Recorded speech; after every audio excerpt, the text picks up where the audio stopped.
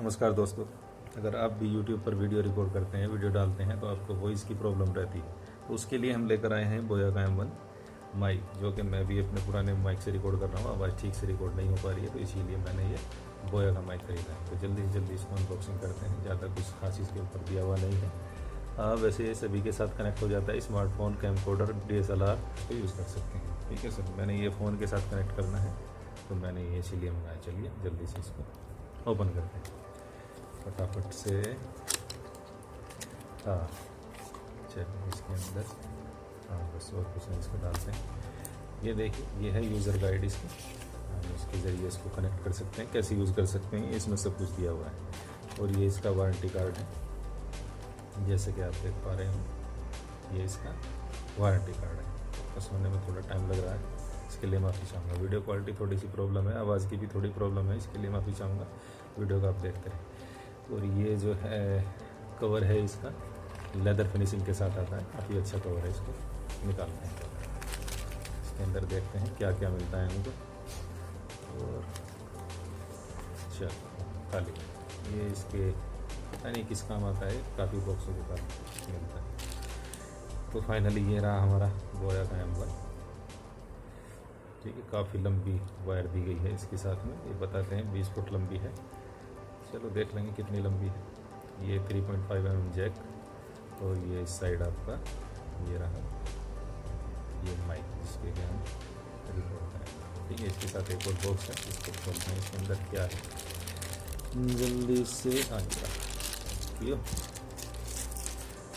सबसे पहली चीज़ है ये स्पंज। ये स्पंज है जो हम इसके माइक के ऊपर हम यहाँ पर इसको फिट कर देंगे। इसके ऊपर ये हम फिट कर देंगे, जो कि हमारी वॉइस अच्छे से रिकॉर्ड होगी, बस और कुछ ज़्यादा कुछ नहीं। इसके बिना भी आप रिकॉर्ड कर सकते हैं, उससे कोई ज़्यादा फर्क नहीं पड़ेगा। ये क्लिप है जिसको हम इस पर लगाने के बाद ये क्लिप है इसके ऊपर। ये हम इसको यहाँ पे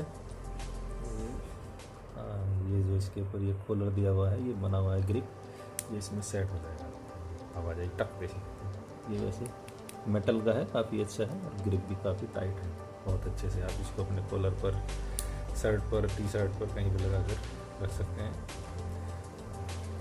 और ये दिया हुआ है इसके साथ में 1/4 इंच का एडेप्टर। ये कहाँ यूज़ होता है मुझे तो मालूम। और इसके साथ ये सेल दी गई है, जो कि हम इसके अंदर ये इसमें डालते हैं। ये सेल, हाँ इसको मैं खोल के देख लेता हूँ एक बार। ये यहाँ से ऐसे ओपन हो जाएगा, तो यहाँ इसमें सेल डलेगी।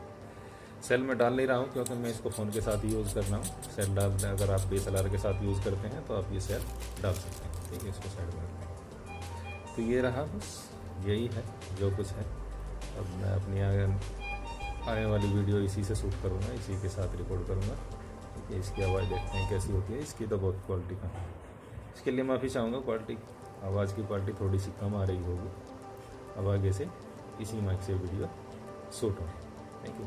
अगर वीडियो अच्छा लगे तो लाइक करना, अपने दोस्तों के साथ सब शेयर करना, और चैनल को सब्सक्राइब कर बेल आइकन अवश्य प्रेस करना। Thank you very much.